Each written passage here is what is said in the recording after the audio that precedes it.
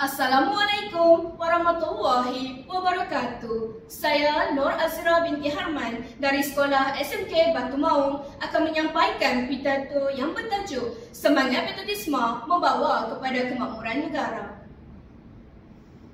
Bismillahirrahmanirrahim. Assalamualaikum warahmatullahi wabarakatuh. Sekalung apresiasi kepada nakoda pimpinan majlis yang bervisi, kombinasi kehakiman yang berintegriti, penjaga masa yang setia dengan detik waktu di sisi, kelompok pendidik yang bijak lestari, seterusnya hadirin dan hadirat yang saya hormati. Berdirinya saya di sini untuk menyahut cabaran berpidato dengan maudu pidato pilihan di hati, iaitu semangat patriotisme membawa kepada kemakmuran negara. Sering kita dengar masyarakat memperkatakan semangat patriotisme dalam golongan masyarakat dan golongan muda, terutamanya remaja kian muda.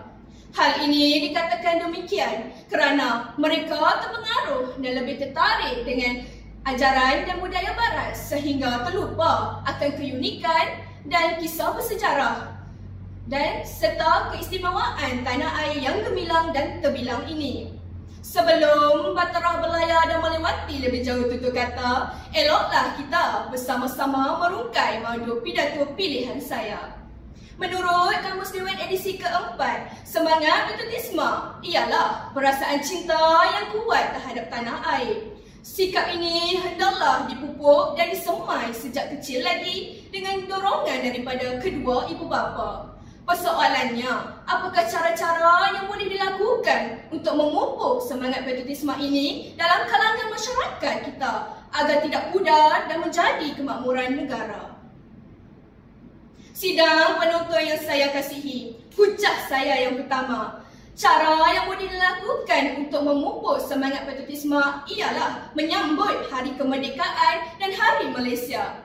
Hal ini kerana untuk menunjukkan tanda penghargaan kita sebagai rakyat Malaysia terhadap para pejuang negara kita yang telah terkorban di medan perang.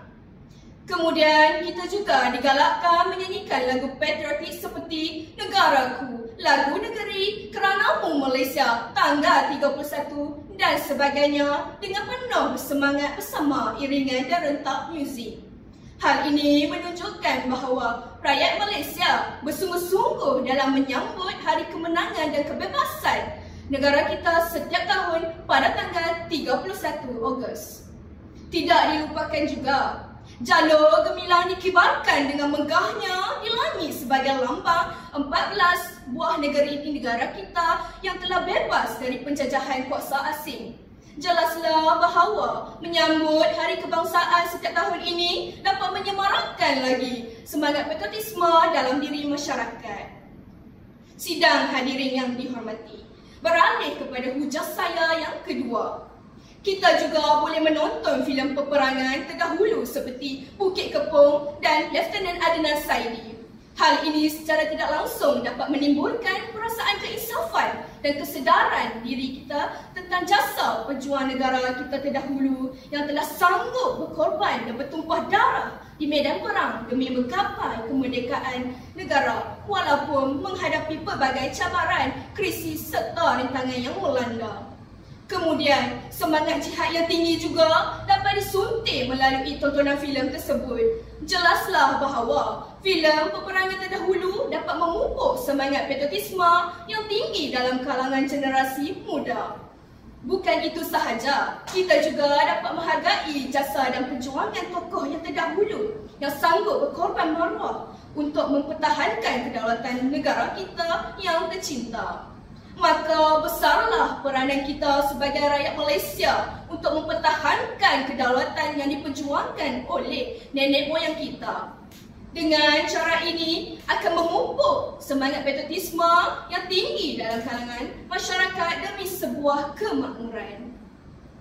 Hadirin dan hadirat yang dihormati, indikator saya yang ketiga ialah semangat patriotisme juga dapat disemarakkan dengan cara melawat tempat yang bersejarah di Malaysia. Hal ini secara tidak langsung telah menambah pengetahuan mereka tentang kisah, keunikan dan keistimewaan tempat bersejarah tersebut.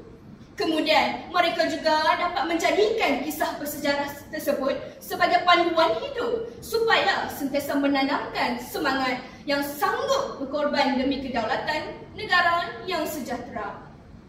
Tambahan pula, Tugu negara dibina untuk memperingati jasa para pahlawan negara yang hebat. Jelaslah bahawa semua masyarakat perlulah melawat tempat bersejarah agar dapat menambahkan ilmu pengetahuan dengan lebih mendalam tentang sejarah negara kita yang tercinta. Sidang pendengar yang budiman, sebelum menutup tirai, saya akan menjelaskan indikator yang terakhir, iaitu semangat patriotisme boleh disemarakkan dengan mengibarkan jalur gemilang pada bulan kemerdekaan. Aktiviti ini bukannya selalu dipraktikkan tetapi pada bulan kemerdekaan sahaja. Jadi, tiada alasan seseorang tidak mengibarkan bendera Malaysia sebagai tanda semangat patriotisme. Maka, ayolah semua masyarakat yang berada di hadapan mata saya ini untuk bersama-sama mengibarkan bendera kebangsaan kita pada setiap masa dan untuk mewujudkan semangat patriotisme yang lebih utuh dalam diri kita semua.